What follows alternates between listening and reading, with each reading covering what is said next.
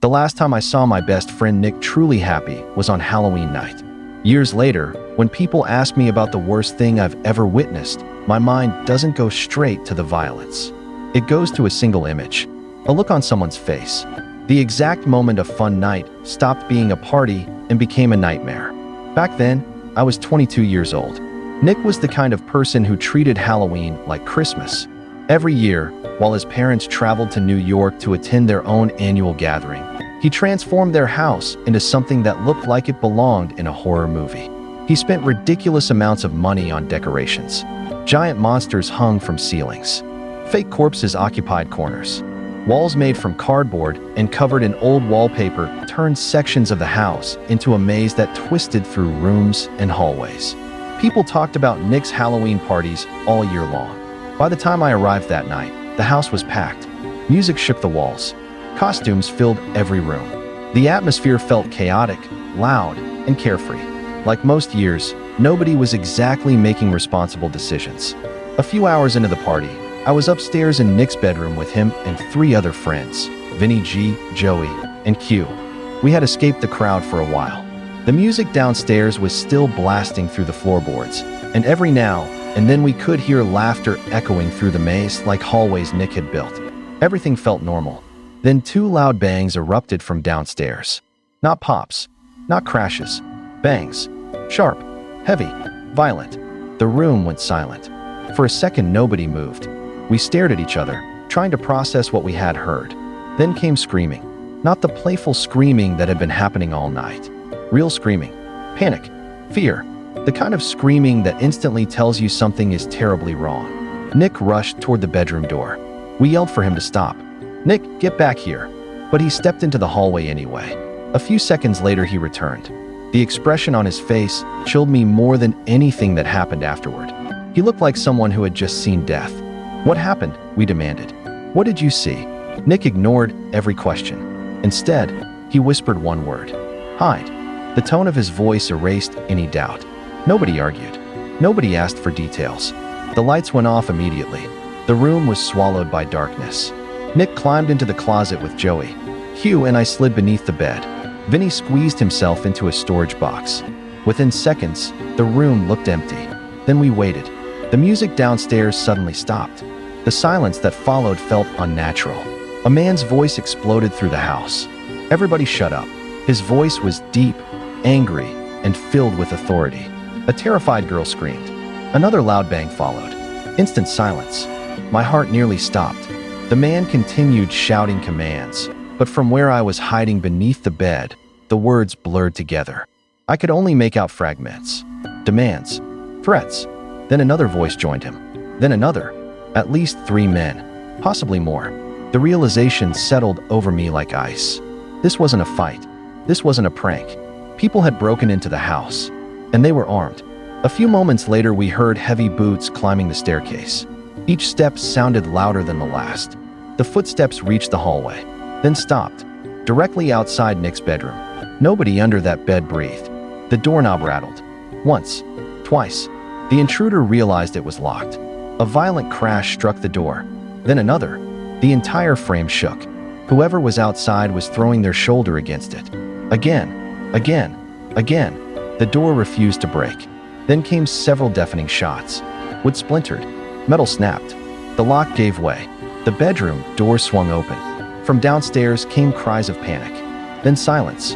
I pressed both hands over my mouth, terrified even the sound of my breathing would reveal me. Through a thin piece of cloth hanging from the edge of the bed, I watched black boots step into the room. The man moved slowly, methodically. He wasn't searching randomly. He knew exactly what he was doing. The boots crossed the floor, then stopped in front of the closet.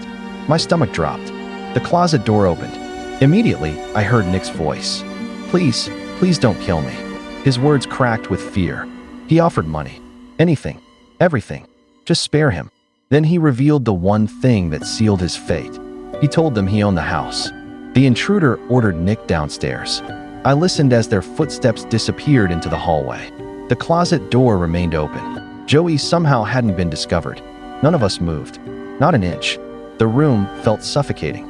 Dust tickled my nose beneath the bed, but I was too terrified to react. Every muscle in my body screamed at me to run, yet fear kept me frozen. Minutes crawled by. Downstairs, voices drifted through the floorboards. Nick was speaking with them. The intruders were speaking back, but the conversation was too distant to understand. Every second felt longer than the last. I remember staring into darkness and wondering if this was how I was going to die. Not fighting, not running, just waiting, listening, praying. At some point, I lost all sense of time. Maybe it was 15 minutes, maybe 20, maybe longer. Then suddenly I heard something different. The front door. A loud slam. Silence followed. Nobody moved. We remained hidden, waiting for another voice. Another footstep. Another command. Nothing came. Then footsteps raced up the stairs. The bedroom door burst open. It was Nick. They're gone. The relief that swept through the room lasted only seconds. We crawled from our hiding places one by one. Nobody spoke. Nobody celebrated. We simply followed Nick downstairs. The house looked different now. The decorations no longer seemed fun. The fake blood. The monsters. The shadows. Everything felt wrong. The living room was filled with stunned partygoers. People stood frozen. Some cried. Others stared blankly at the floor. Then I saw why. 2 bodies lay on the ground. Jen and Robbie. Friends. Real people. People who had been laughing only a short time earlier. Now they weren't moving. The room felt unreal. Like I had stepped into someone else's nightmare. I can still remember the overwhelming silence. The shock. The inability to fully process what I was seeing. Police cars eventually flooded the neighborhood. Lights flashed through the windows. Officers rushed through the house. Questions came nonstop. But despite everything else happening inside that home, investigators focused on one thing: the men responsible. Nick later told us what happened after he had been taken downstairs. There had actually been 4 intruders.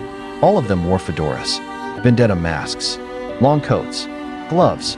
Every detail had been chosen carefully to conceal their identities. They demanded $100,000 in cash. When Nick told them he didn't have that kind of money, they forced him to fill a sack with valuables, electronics, jewelry, anything worth taking. Then they ordered every guest to throw their wallets into the bag as well. Nobody resisted. Nobody dared. The investigation lasted months. Questions circulated constantly. Rumors spread through campus. People tried to understand why it had happened, but no explanation ever made sense. The victims hadn't deserved what happened to them. Nobody at that party did. For a while, all of us tried to move forward, at least on the surface. Classes resumed. Life continued. Yet something fundamental had changed, especially in Nick. At first, the difference was subtle.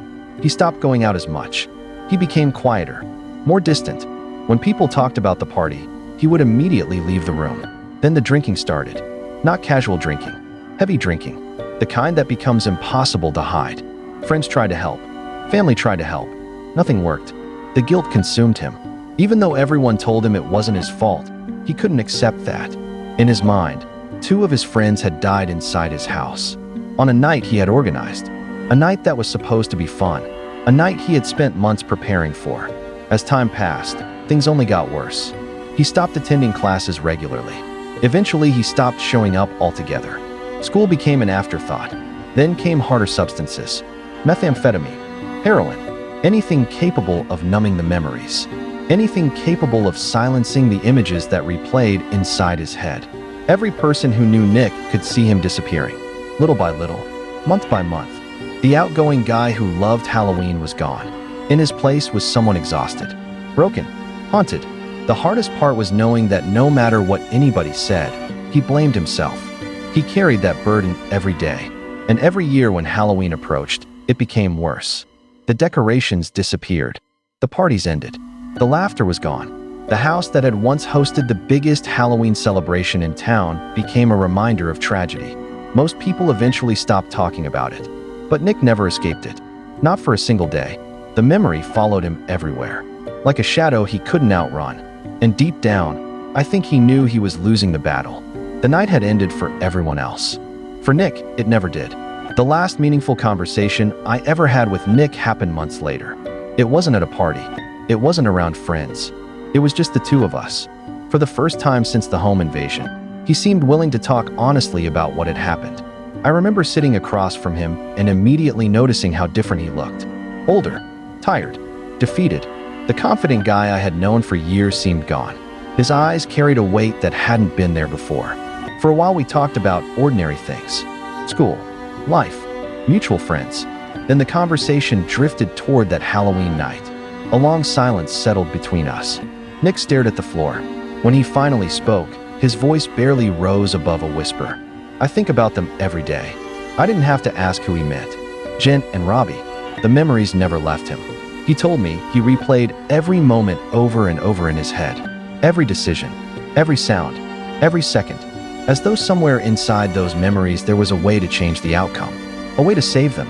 A way to undo everything. There wasn't. But guilt rarely cares about logic. As he talked, tears began rolling down his face. I had never seen Nick cry before. Not once. Yet there he was, completely broken. He told me he lived with constant pain, constant regret, constant questions. No matter how many people reassured him, he couldn't forgive himself. He believed he had failed his friends. I tried to tell him otherwise. I told him the responsibility belonged solely to the masked men who invaded that house.